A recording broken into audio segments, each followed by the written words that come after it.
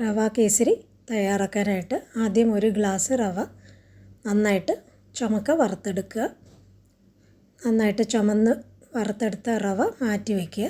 അതേ പാനിൽ ശകലം നെയ്യ് ഒഴിച്ച് അണ്ടിപ്പരിപ്പ് വറുത്ത് കോരി മാറ്റി വയ്ക്കുക. 3 ടീസ്പൂൺ നെയ്യാണ് ഒഴിച്ചിരുന്നത്. ബാക്കിയുള്ള നെയ്യിലേക്ക് 3.5 ഗ്ലാസ് വെള്ളം ഒഴിച്ച് നന്നായിട്ട് തിളപ്പിക്കുക. അതിലേക്ക് ഒരു 2 ടേബിൾ സ്പൂൺ റിഫൈൻഡ് ഓയിലും കൂടെ ചേർത്ത് വറുത്ത് വെച്ചിരിക്കുന്ന റവ അതിലേക്ക് ചേർത്ത് കട്ട കൂടാതെ നന്നായിട്ട് ഇളക്കി യോജിപ്പിച്ച് നന്നായിട്ട് ഉരുണ്ട് വരുന്നവരെ വേവിച്ചെടുക്കുക. വെള്ളമൊക്കെ നന്നായിട്ട് കുടിച്ച് റവ നന്നായിട്ട് വെന്ത് വന്നിട്ടുണ്ട്. അതിലേക്ക് 1.5 ഗ്ലാസ് പഞ്ചസാരയാണ് ചേർക്കുന്നത്. 1.25 തൊട്ട് 1.25 2 ഗ്ലാസ് വരെയും പഞ്ചസാര ചേർക്കാം. അവരവരുടെ മധുരത്തിന് എത്ര വേണം എന്നുള്ളതനുസരിച്ച് പഞ്ചസാര ചേർക്കുക.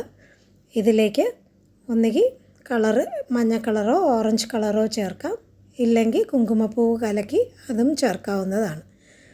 കളറ് ചേർത്ത് ഒരു ടീസ്പൂൺ ഏലക്ക പൊടിച്ചതും കൂടെ ചേർത്ത് നന്നായിട്ട് യോജിപ്പിച്ച് ഇതുപോലെ നന്നായിട്ട് ഉരുണ്ട് വരുന്ന ആ പരുവം ആകുമ്പം വറുത്ത് വെച്ചിരിക്കുന്ന അണ്ടിപ്പരിപ്പും കൂടെ ചേർക്കാം. ഇതിൽ ഇഷ്ടമുള്ളവർക്ക് ഇനിയും നെയ്യ് ഒഴിച്ച് തയ്യാറാക്കാം. ഇതിലാകെക്കൂടെ 3 ടീസ്പൂൺ നെയ്യ് മാത്രമേ ചേർത്തിട്ടുള്ളൂ. നെയ്യ് തൂവിയ ഒരു പാത്രത്തിലേക്ക് കേസരി പകർന്ന് മയമുള്ള സ്പൂണ് കൊണ്ട് നന്നായിട്ട് ഒന്ന് ഷേപ്പ് ചെയ്തിട്ട് മുകളിൽ അണ്ടിപ്പരിപ്പും കൂടെ വെച്ച് അലങ്കരിച്ച് നമുക്ക് വിളമ്പാവുന്നതാണ്. പാത്രത്തിൽ നിന്ന് അൺമോൾഡ് ചെയ്യുന്നവർക്കാണ് താഴെ കുറച്ച് അണ്ടിപ്പരിപ്പ് അലങ്കരിച്ചിരുന്നത്. അങ്ങനെ ചെയ്യുകയാണെങ്കിൽ അങ്ങനെയും ചെയ്യാം.